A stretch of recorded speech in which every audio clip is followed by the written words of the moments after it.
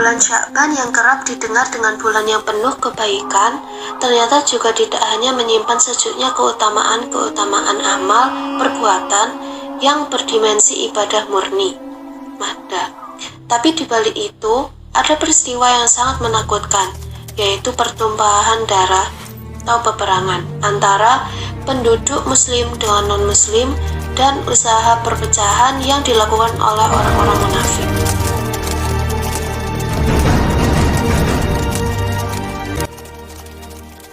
Peperangan yang terjadi di bulan Sya'ban ini dikenal dengan Perang Bani Mustalik atau Muraisi. Tepatnya pada tahun 5 atau 6 Hijriah di daerah Qur'on yang berada di antara Madinah dan Makkah. Perang ini dikenal dengan Peperangan Bani Mustalik karena peperangan ini terjadi antara Rasulullah SAW dan para pengikutnya dengan kabilah suku Mustalik yang berasal dari suku Khuza'ah yang bertempat tinggal di dekat air Muraisi di sekitar Hudaybiyah. Itu sebabnya peperangan juga dikenal dengan Peperangan Al-Muraisi. Kabilah Bani Mustalik tinggal di dekat kota Mekah.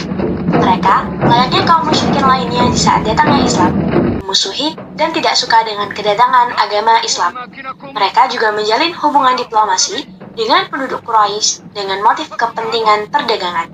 Tapi, walaupun demikian, Rasulullah tetap bersikeras menjaga toleransi dengan mereka. Poin yang perlu diperhatikan dalam perang ini adalah pengkhianatan dan pembuatan perpecahan yang dilakukan oleh sebagian orang-orang munafik. Surat Al-Munafikun turun ke Nabi SAW setelah perang ini disebabkan pembuatan perpecahan ini. Faktor utama yang menjadi pemicu peperangan Bani Mustalik adalah kebencian yang menyulut amarah Bani Mustalik terhadap Nabi Muhammad dan pengikutnya, hingga pada akhirnya berita sampai kepada Nabi Muhammad SAW bahwa Haris bin Dirar, kepala suku Bani Mustalik, mengumpulkan kaumnya dan beberapa suku Arab untuk memerangi kaum muslimin. Setelah kebenaran berita tersebut sampai kepada Nabi Muhammad SAW, beliau bersegera mengumpulkan pasukan menuju arah Bani Mustalik karena lokasi perang tidak jauh dari tempat berdiamnya Rasulullah dan pengikutnya. Pemegang panji Ansor dalam peperangan ini adalah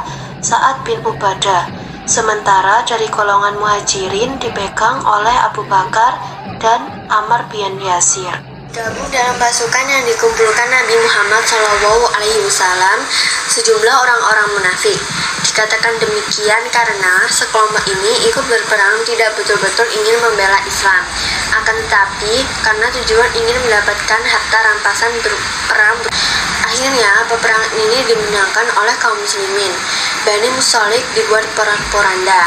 Mereka menyerah dan takluk pada kekuatan yang dimiliki oleh kaum muslimin, sehingga sebagian mereka terbunuh, wanita, anak dan harta mereka jatuh ke tangan kaum muslimin.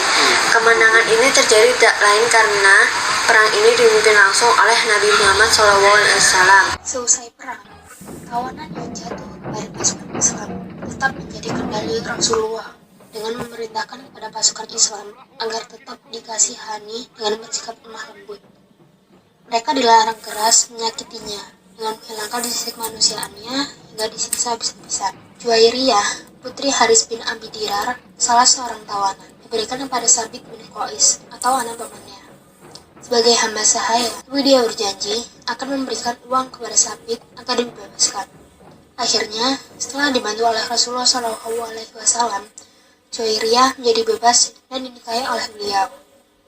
Sementara tawanan yang lain, berkat pernikahan Nabi Muhammad SAW dengan Juwairiyah, juga ikut dibebaskan oleh kaum muslimin. Pasca peperangan dan setelah mendapat kemenangan, ternyata sekelompok orang-orang yang juga ikut berperang dengan motif hartawi membuat ulah dengan menebar perpecahan antara Muhajir dan Ansor. Kejadian ini diprakarsai oleh Abdullah bin Ubay. Dia dengan pikiran-pikiran busuknya membuat propaganda untuk menebar kebencian yang pada akhirnya membuat Nabi Muhammad SAW marah hingga Allah menurunkan salah satu surah yang bernama Al-Munafiqun. Tidak berhenti di situ saja, di saat kepulangan kaum muslimin berada di tengah perjalanan, ternyata ulah sekelompok orang-orang munafik ini masih saja berani menebar berita bohong dan hoaks dengan menuduh salah satu istri Nabi Muhammad SAW dengan perbuatan yang keji dan tidak pantas. yang pada akhirnya pelakunya diketahui dan dimaafkan oleh Rasulullah Shallallahu Alaihi Wasallam. Dapat disimpulkan bahwa bulan Sya'ban juga menjadi bukti sejarah terjadinya peperangan antara kaum muslimin dan kaum musyrikin.